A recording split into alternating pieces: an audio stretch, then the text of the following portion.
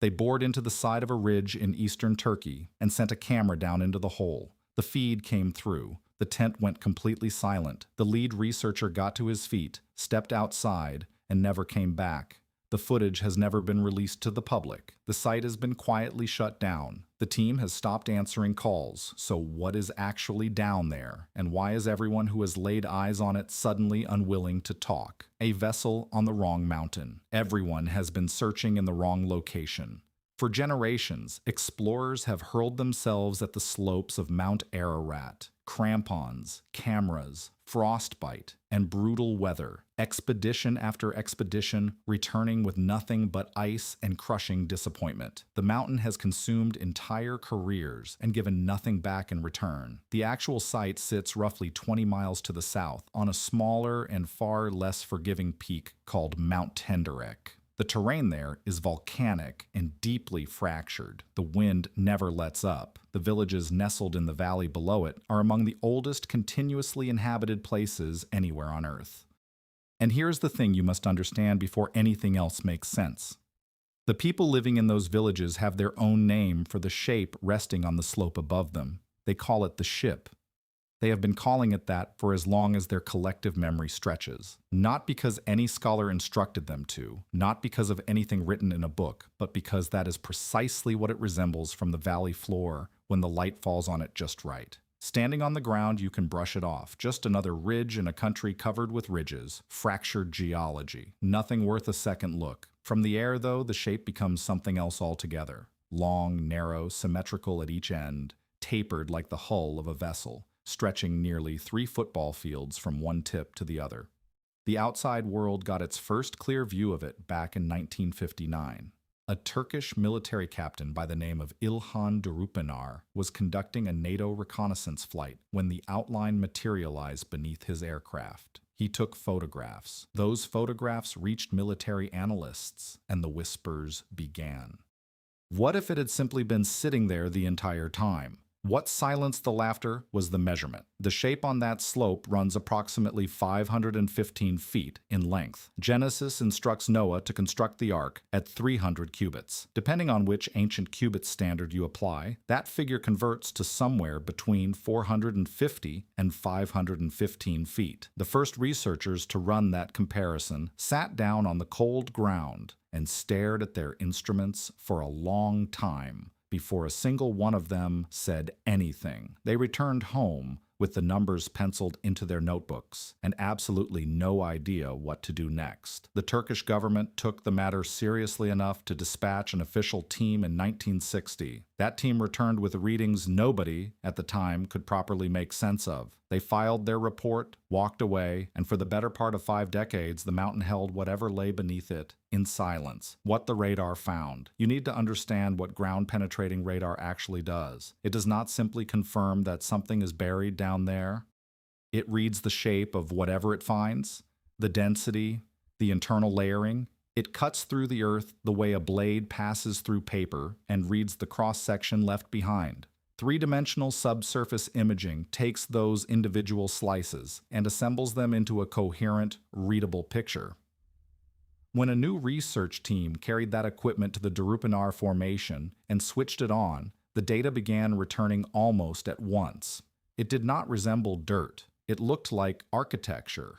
The scans revealed long parallel lines running the full length of the formation. Right angles appeared in the data, the kind of geometry that natural processes almost never produce without assistance. What appeared to be horizontal floors were stacked one on top of another, with vertical divisions carving the interior into separate, enclosed spaces. The word the researchers kept repeating on their audio recordings was compartment. Whatever was contained within that shape had been divided into rooms. Pause and sit with that for a moment. Genesis does not portray Noah's Ark as one big, open space. It lays out 3 decks, lower, middle, and upper, with rooms throughout.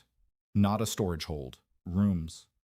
The scans the team was pulling from that ridge were lining up with that description at a level of precision nobody on the ground had been prepared for. They had shown up to debunk it. That was the whole working assumption. They figured they would find some geological oddity? a basalt formation sculpted by lava and erosion that would put every rumor to bed and send everyone home. Instead, they were staring at three-layered decks divided into internal chambers, buried inside a mountain in the exact region the ancient text points to. And that was only as deep as the surface scans could reach. The radar could confirm the structure was there. It could not tell them what was sitting inside those rooms. To answer that question, they would have to drill holes straight into the mountain. They mapped out the bore sites that same night. The flood is not a single story. Before we get into what those boreholes actually turned up, you need to understand why any of this matters beyond the dig itself. Because what sits behind this site does not belong to any one tradition. The flood narrative was not invented by the Hebrews. It was not invented by Christians. It is not the exclusive property of any single culture or text. It is everywhere. Close to 200 distinct cultures, spread across every inhabited continent on the planet, carry their own version of the same memory. A catastrophic flood, a righteous survivor, a vessel, animals kept alive, a world pieced back together from almost nothing. The Babylonians carved their account into clay tablets thousands of years before Genesis existed in the form we know today. Their version follows a man named Utnapishtim, who built an enormous boat to outlast a divinely sent deluge. The structural details and dimensions align with the biblical account in ways that are genuinely hard to write off as coincidence. The British Museum holds a tablet describing a circular arc constructed from reeds and bitumen, complete with engineering specifications detailed enough that when researchers actually built a full-scale replica, it floated. The ancient world was not merely passing down stories, it was preserving working construction knowledge. The Hindu tradition tells of Manu, warned by a divine fish, who built a vessel to ride out the great flood. The Greeks had Deucalion. The Mayans, the Aztecs, the Hawaiians, Aboriginal peoples across Australia, indigenous nations of the Pacific Northwest, all of them hold this memory. The shape of the vessel changes, the names are different, the geography shifts, but the core of the account stays intact across every version. The world was swallowed by water. A remnant made it through, and the vessel carrying them came to rest on a mountain once the waters finally receded. You can label one culture's flood story a myth. You can call two of them coincidence. You can probably brush aside 10 without losing much sleep. Dismissing 200 cultures that had zero contact with one another, separated by entire oceans and centuries of time, that becomes a very different intellectual challenge altogether. Something happened. The record is too consistent and too broadly distributed to have simply been made up. The soil did not match. If the radar was the first crack in the wall, the soil chemistry knocked it the rest of the way down. The team did what disciplined researchers always do. They collected samples from inside the boundary of the formation and samples from the slopes directly surrounding it, then ran the chemistry on both sets side by side. Two patches of earth on the same mountain should come back with results that are nearly identical. That is simply how mountain soil behaves. The soil inside the formation was not the same dirt. Organic carbon levels were elevated well beyond anything the surrounding terrain could account for. There was a higher concentration of decomposed plant and animal material held within that boundary than the surrounding geology had any reasonable way to explain. The mineral composition revealed iron oxides and metallic traces at concentrations that had no match in the surrounding bedrock. Even the plant life on the surface was telling its own story. The grass growing directly over the formation displayed a subtly different hue. Its growth rate was unlike the grass nearby, the sort of quiet difference you would only notice if you were paying close attention, but once spotted, impossible to unsee. Something buried beneath that ground is chemically altering everything that exists above it. Wood, given enough time, leaves a distinct signature in the earth surrounding it. It returns carbon to the soil. It shifts drainage patterns. It influences what grows overhead and at what pace. The chemical readings taken from the Durupinar Formation align with what you would expect from a massive organic structure that broke down gradually while remaining in position across an enormously long stretch of time. Not proof, but consistent. The data supports that interpretation. The team also uncovered pockets of petrified material at several points along the outer edge of the formation. material bearing no resemblance to the volcanic rock that makes up the rest of the mountain. Samples were collected and dispatched to a laboratory. One technician who handled those samples rang a colleague that evening and said something he had no clearance to share. He said the material had originally come from something that once lived and grew. He mentioned he had stopped being able to sleep. He told his colleague not to repeat a word of it.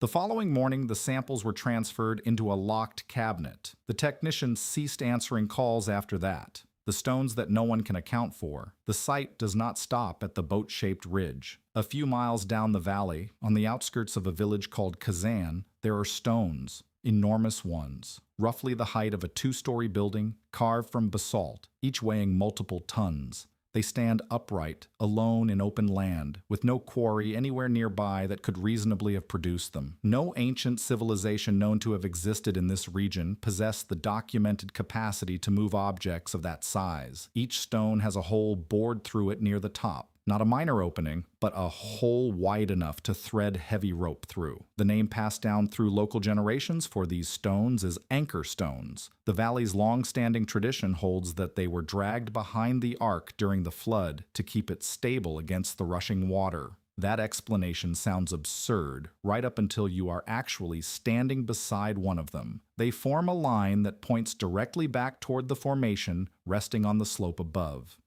Several of them bear crosses cut into their surfaces. Those carvings belong to the early Christian period. The stones themselves are a great deal older. No one knows who created them. No one knows how they were transported. No credible alternative explanation for why these particular objects with these particular holes are arranged in this particular valley, aimed at a boat-shaped ridge above, has ever been put forward. The man they called God's archaeologist. Long before any radar equipment ever reached this place, one individual had already devoted his entire life to this site and simply would not walk away from it. Ron Wyatt was a nurse anesthetist who came from Tennessee. He had no formal training in archaeology, no backing from any institution, and no tolerance for those who told him he was throwing his life away. In 1977, he came across the aerial photograph in a magazine, the very same image that had been quietly making its way around since Durupanar first released it. Most people gave it a glance and turned the page. Wyatt looked at it and made a decision that would go on to consume the following 22 years of his life.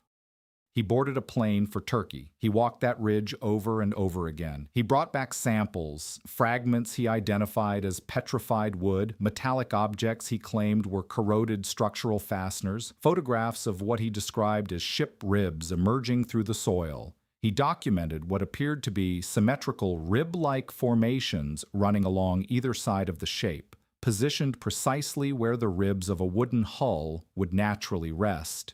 He gave talks. He published books. His supporters referred to him as God's archaeologist. His critics were far less kind. The academic establishment dismissed him almost completely. He passed away in 1999, still maintaining that he had found exactly what he had been searching for. Here is what makes that so difficult to sit with. The modern scans of the Durupanar Formation, carried out by credentialed researchers using professional-grade equipment, are not disproving Ron Wyatt's core claim about the shape. They are confirming elements of it. The dimensions he was fixated on are being validated. The internal structure he described is showing up in the radar data. The metallic anomalies he pointed toward are appearing in soil analysis. The man may have gone badly overboard on other claims throughout his life, but on this particular site, at this particular location, the data is no longer dismissing him. The data is raising the very same question he spent 2 decades raising, and the people who spent 30 years ridiculing him are now the ones who have to answer it. When the cameras went in, no prior investigation had drilled directly into the formation and lowered imaging equipment down inside it. This current team did exactly that. They selected drill positions based on where the radar maps showed the most significant structural anomalies below the surface. The approach was methodical. Every bore site was chosen with purpose. Cross-referenced against the 3-dimensional subsurface maps the radar team had spent weeks constructing. Nothing was left to gut feeling. The drills pushed down through soil and compacted material, through layers that had not been touched in thousands of years. At a certain depth, the resistance shifted, not gradually, abruptly. The drill bits came back up, coated in a residue that did not match the surrounding rock. Whatever the equipment had reached was not part of the mountain. It had never belonged to the mountain at all. Then they sent the cameras down. Borescopes, narrow, high-resolution instruments carrying their own light sources, built to transmit live footage to monitors up at the surface, engineered precisely for this kind of work, for seeing into spaces that have no business being visible. The first images that came back showed nothing but darkness and dust. Decades of settled particulate had been disturbed by the drilling, catching the light and scattering it back toward the lens. The team made adjustments. They waited. The focus sharpened. The image on the monitor resolved itself into structure. Chamber walls, a partition dividing the interior space, a corner where two surfaces came together at something close to a right angle. The geometry was inconsistent with natural rock formation, too deliberate, too uniform. The texture of the walls did not match raw stone, almost layered, almost grained, with the appearance of a material that had been compressed and slowly mineralized across vast stretches of time. Running along the surface were long parallel lines, a grain pattern, the mark that wood leaves behind when it has been buried for millennia and gradually turned to stone. Anyone who had ever examined petrified timber under laboratory conditions would have recognized immediately what they were looking at. Several people inside that tent had done exactly that. The cameras pushed deeper. At roughly 14 feet of depth, the lens landed on something that brought all conversation in the tent to a halt. A row of dark openings cut into the partition wall at irregular intervals, evenly spaced, each one approximately the same size, each one opening into another dark space behind it. The spacing was not accidental. It carried the quality of intention, the quality of design, not gas pockets, not erosion damage, openings. You could hear the breathing on the audio track change. The kind of involuntary shift in a room when a group of people understands at the exact same moment that the thing they came expecting to disprove has just done something a geological anomaly simply cannot do. At 19 feet down, the camera revealed what looked like a horizontal beam running across the chamber ceiling, dark, perfectly straight, carrying that same compressed grain texture visible in the walls. Far too straight to be any natural formation, far too long to be a simple mineral vein. It stretched across the entire width the camera could capture and disappeared beyond the frame on either side. Whatever this thing was had been placed there with intention, positioned deliberately, an extraordinarily long time ago. The geologist, sitting in the tent, leaned so far forward, his forehead almost pressed against the monitor. He had spent more than 2 decades doing exactly this kind of work. He had language for what he was seeing that the others gathered in that tent simply did not possess. He used none of it. He said nothing whatsoever. The researcher seated beside him, the one who had spent 6 months telling journalists she was there specifically to disprove the site's claims, the one whose institution had paid for her presence as a counterbalance to what they privately referred to as wishful science, spoke 4 words out loud, undeniably constructed. Then, she looked at the geologist, then turned back toward the screen. No one else in the tent said a word. Nobody reached for a pen. The audio recorder kept running. The camera kept sending its signal, and whatever waited at the bottom of that borehole kept right on existing, entirely indifferent to the silence it had generated in the people sitting far above it. The full footage has not been made public. What the team has stated openly is measured with something approaching surgical precision. The readings are unusual. Additional drilling is required. The site warrants further investigation. Every single word in every statement has been selected the way you select words when you understand that the real ones, the accurate ones, would set off something you are nowhere near ready to set off. They have not used the words Noah's Ark in any official capacity. Not once, not in any press release, any conference statement, any peer-reviewed submission.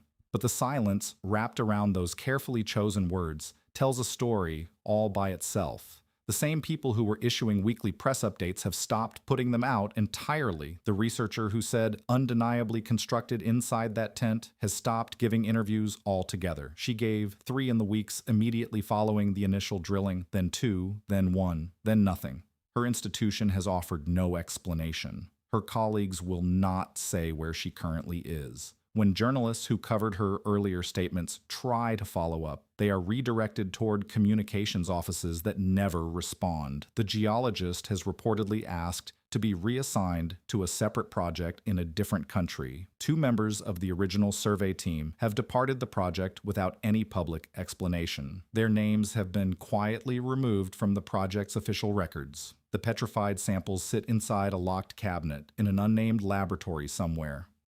The technician who handled them and phoned a colleague in a state of distress that night has not spoken to any member of the press. The colleague he called has turned down every interview request. The samples have not been sent out for independent analysis. No one will say if or when that might happen. The people who hold the answers are choosing, one after another, to stop being the people who answer questions. And the institutional silence closing around them carries the quality not of ordinary bureaucratic delay, but of something far more deliberate, far more considered, the kind of quiet that organizations generate when they have concluded that a particular piece of information is simply not ready to be handed to the world. And in their off-record moments, in hotel bars after conferences wind down, in hallway conversations that go quiet the instant a recorder appears, at kitchen tables at 2 in the morning when the weight of it becomes too heavy to carry alone. What comes through is not careful at all. It is something much closer to awe, something much closer to fear. The divide between what they say publicly and what they say privately is not a minor discrepancy.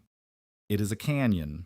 Whatever the camera is traveling through, the team has not reached the end of it. The structure extends beyond what any of the bore sites have managed to capture so far. The chambers do not stop where the scans suggested they might. With each new feed, the scale of what lies down there appears to be far greater than the surface evidence implied. Whatever occupies those rooms has been sitting in darkness for a very long time, 5,000 years, according to the most generous interpretation of the ancient text, and even longer by other readings. It has endured through empires that rose and crumbled without ever knowing it was there. It has waded through wars fought on the very ground above it. It waited while the people in the valley pointed at the slope and called it the ship and were ridiculed by everyone who consulted maps instead of mountains and mistook that for wisdom. And now a camera is inside it, and the people watching that feed have fallen completely quiet. So what happens from here? The next phase of the investigation is already being mapped out. Wider bore openings, higher resolution imaging capable of picking up finer surface detail at greater depth, and direct sampling from the interior walls for carbon dating. That final step is the one that carries the most weight. Carbon dating of the interior material would either shut this question down for good or blow it open in a way that cannot be undone. The team understands that. Anyone who grasps what is at stake understands that. Whether the political and institutional conditions will allow it to actually happen is something nobody connected to the project will address directly. If access holds and the regional situation stays stable, the next 12 to 18 months could produce the most consequential archaeological announcement the discipline has ever seen. That is not exaggeration. That is the unspoken math of what the data already shows. Here is what has already been established. The formation is real. The 515-foot length is real. The correspondence to 300 cubits in Genesis is real, and it is not a rough approximation. It lands precisely at the upper boundary of the accepted cubit range. The radar is returning internal structure that conventional geology has no persuasive mechanism to account for. The soil chemistry matches the profile of a massive decayed organic body in ways that are specific, repeatable, and incompatible with the surrounding terrain. The anchor stones in the valley below have no credible alternative explanation, not one that adequately accounts for their size, their positioning, their alignment, and their holes. At the same time, the people who have been pointing at that ridge for 5,000 years and calling it a ship have never changed their account, not once, not under any pressure whatsoever, and the team that put a camera inside it has stopped talking. Think carefully about what that silence actually means, not the official silence. Institutions go quiet for ordinary reasons all the time. Funding disputes, jurisdictional friction, bureaucratic hesitation. Think instead about the personal silence, the individual silence.